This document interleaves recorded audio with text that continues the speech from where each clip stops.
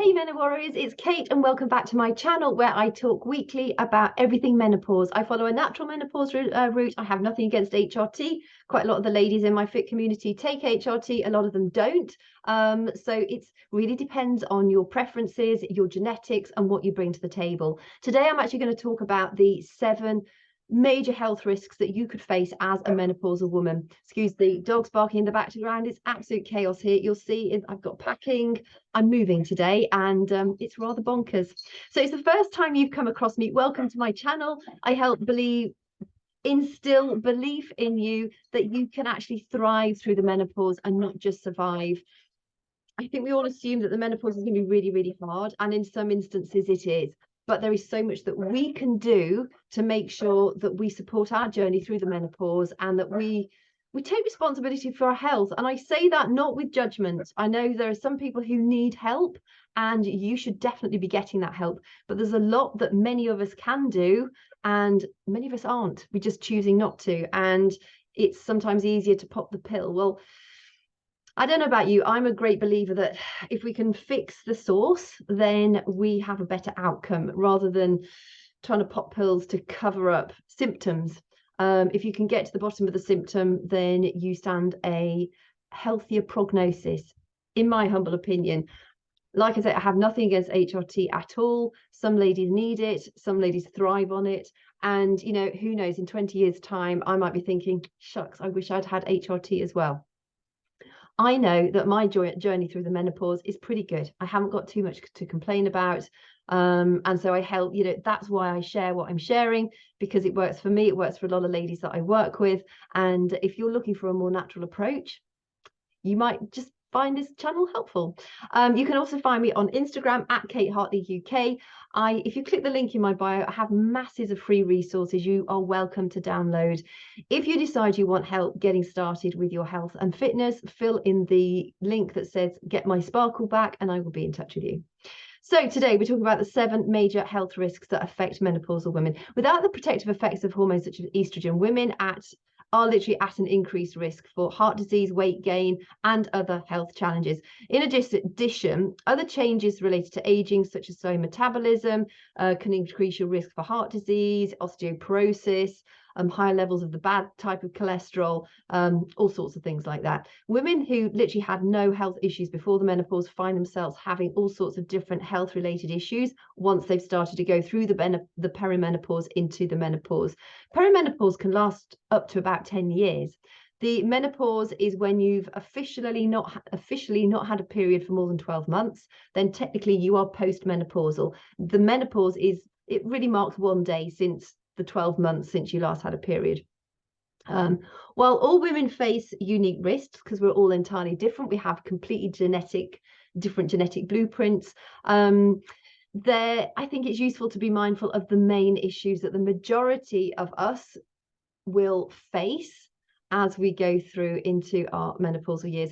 The first one I'm going to talk about is mental health. And I just think this is absolutely crucial because so many women I speak to are really struggling with anxiety.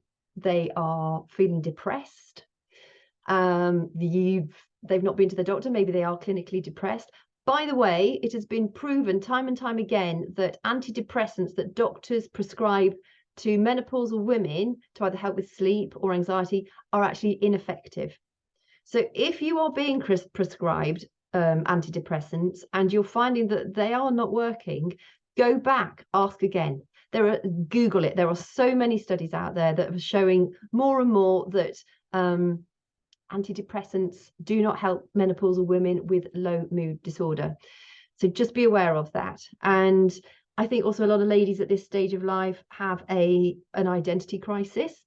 It's quite scary if you're thinking, God, what does the future hold? Who am I anymore? If you've had children, they may have fled the nest. You might be thinking, I've got retirement coming up and I'm still not financially secure. And I think menopause just brings a lack of confidence on the whole.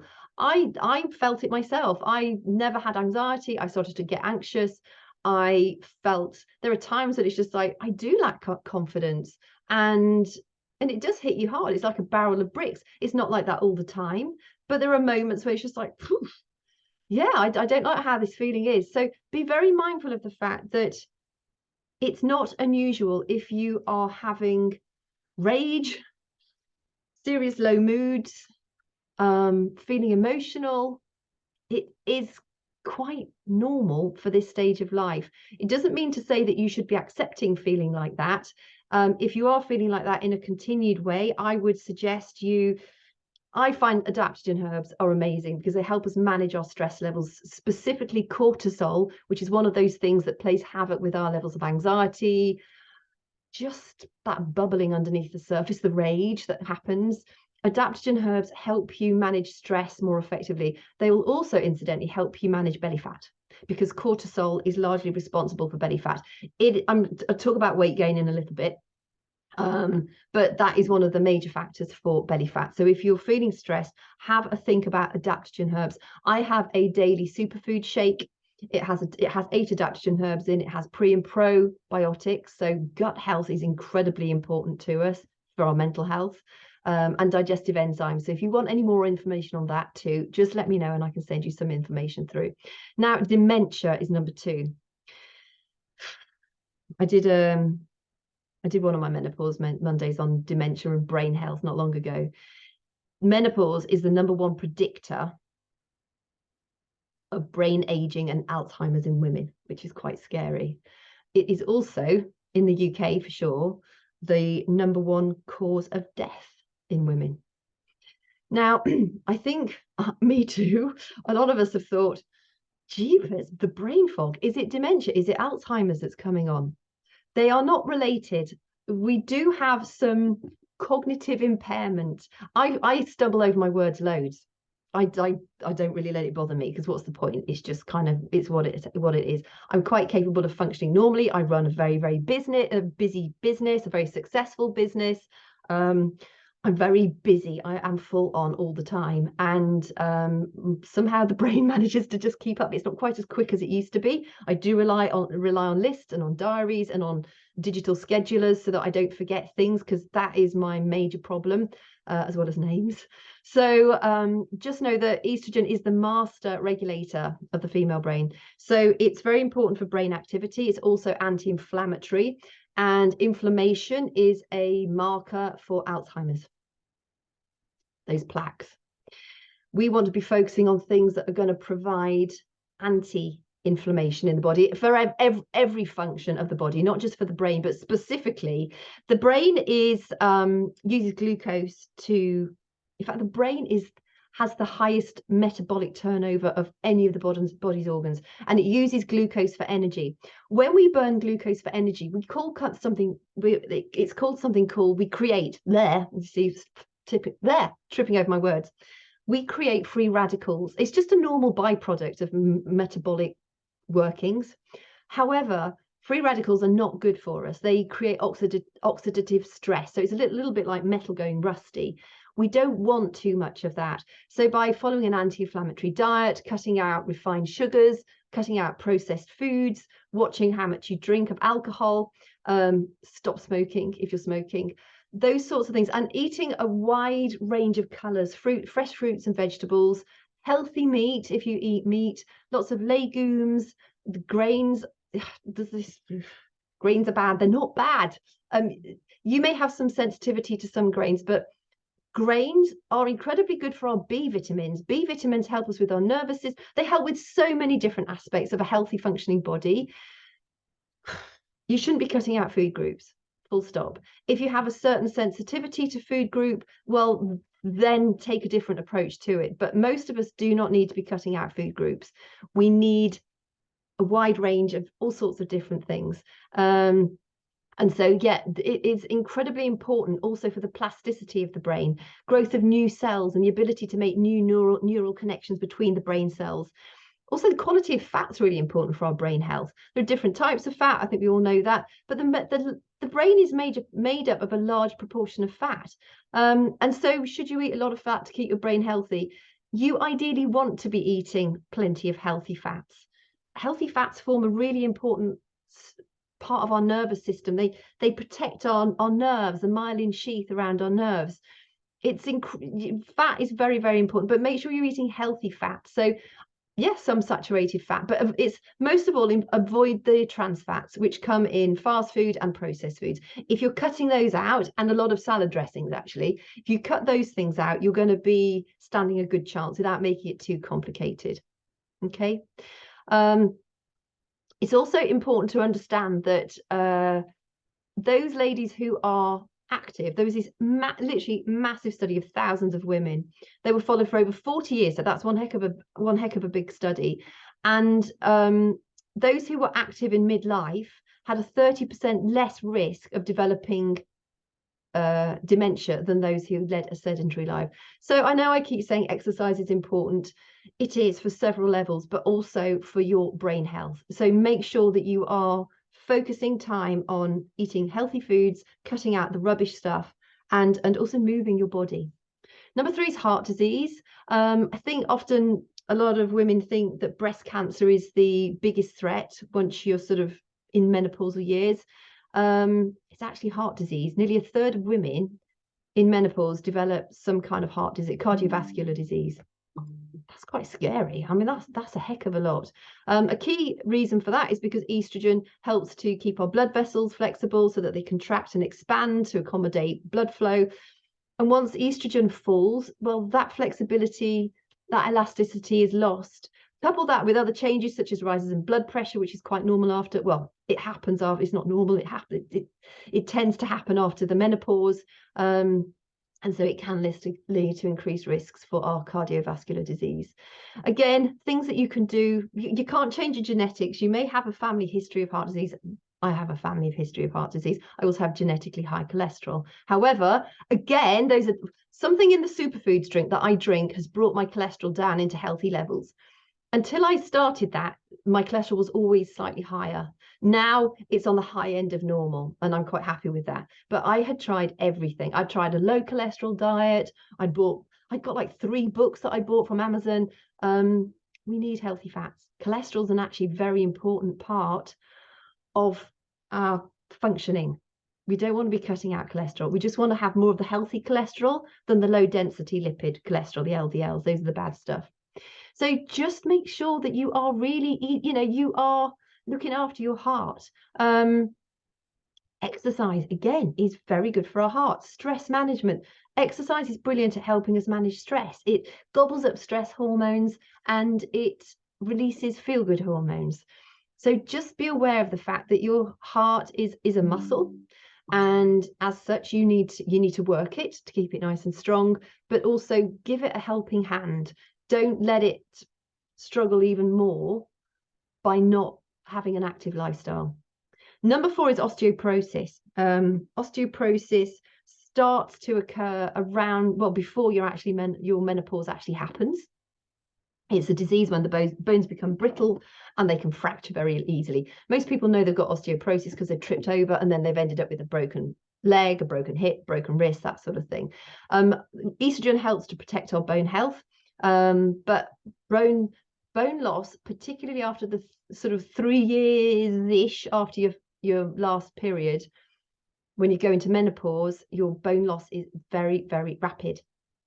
So you need to be aware of that by exercising, sorry, my phone keeps pinging, by exercising, you are strengthening your bones. The stress of impact, so whether you run, whether you're doing strength training, and also the stress of your muscles being stronger, so pulling on the bones, because strong muscles do pull on the bones, your levers that you're pulling on them, that helps to keep your bones more solid and stronger.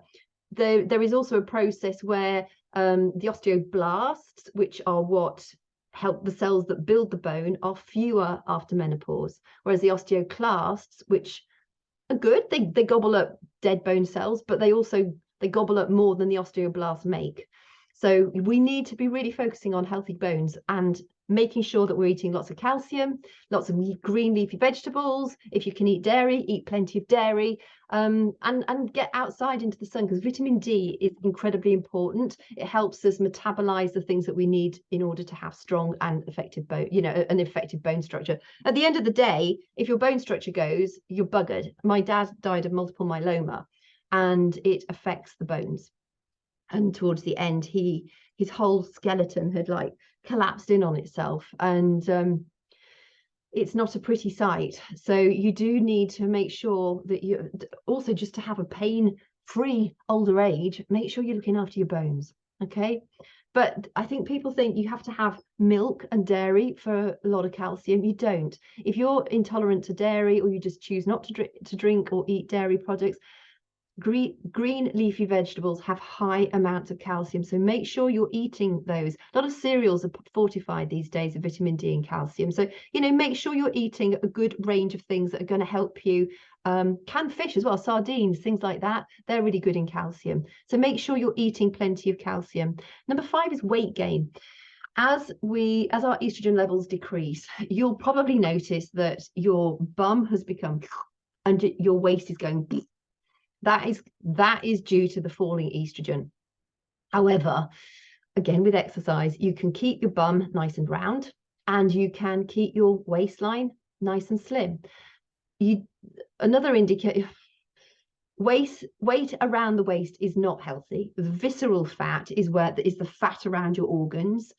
It leads to an increased risk of diabetes too. It's just not good for you. Fatty liver disease, as well as the aesthetics. I speak to a lot of ladies who say, look, I know it's not the most important thing, but this belly fat is really getting me down. And it's a valid point. If you don't want belly fat, if you've never had belly fat before, reduce the amount of cardio that you're doing if you're already doing exercise. Focus more on strength training, manage your stress, and sleep as well as you can. I know sleep can be hard to come by during the menopause as well, with hot flushes and anxiety and just like erratic thoughts. Do focus on your sleep, because that has a positive impact on your belly fat as well. You'll notice that there are things that you can do. You don't have to accept that you have got a big barrel as a belly when you go through menopause and beyond. Eat healthy protein, eat lots of fiber, eat the colors of the rainbow. A lot of what I've already said applies to belly fat as well, but most importantly, manage your stress and sleep well, and just understand that is a natural thing that happens. We lose our bum and it goes onto our waist. You can redress that balance if you want to, and it doesn't take much. I mean, I normally work out about 30 minutes 4 or 5 times a week. That's all. It's largely strength training, small amount of cardio, and that gets amazing results. You often need to cut back on what you're doing physically, but make sure that you're doing the right stuff physically. So again, if you want any help with that, just click that link in my bio, get your sparkle back, and that will help you. It'll help me help you, basically. Number 6 is UTIs. This is what I discussed last week, the higher incidence of urinary tract infections. Again, falling estrogen means that the tissue of the urethra, the tube where our wee comes through, gets thinner, and the vaginal tissue gets thinner as well. And it's because estrogen helps us to manage inflammation better. It just means that we haven't quite got the protection down there, both physically as far as mucous membranes and also the ability to keep inflammation down. So that can make you more prone to having a UTI. Ways to help combat that are drink lots of water, urinate after you've had sex. If you feel the urge to go, don't hold it on. I remember I gave myself cystitis once for I was doing a course, and repeatedly, I mean, I drink loads of water and my bladder was so full and I'd held it for so long, and I think I just inflamed it, and it led to inflammation, cystitis, which was really painful and horrible.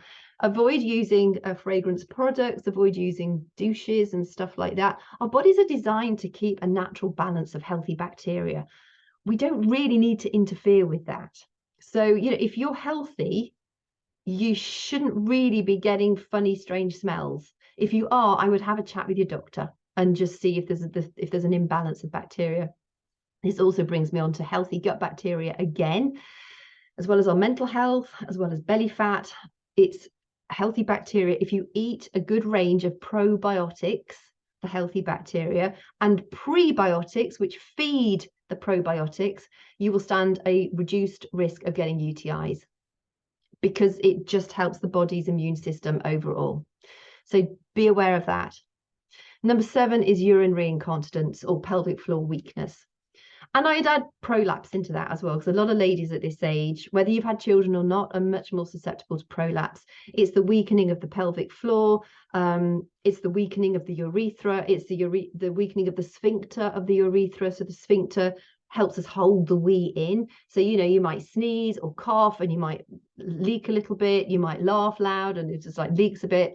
You might walk past a trampoline and just think, I've wet myself. Trampolines are a nightmare.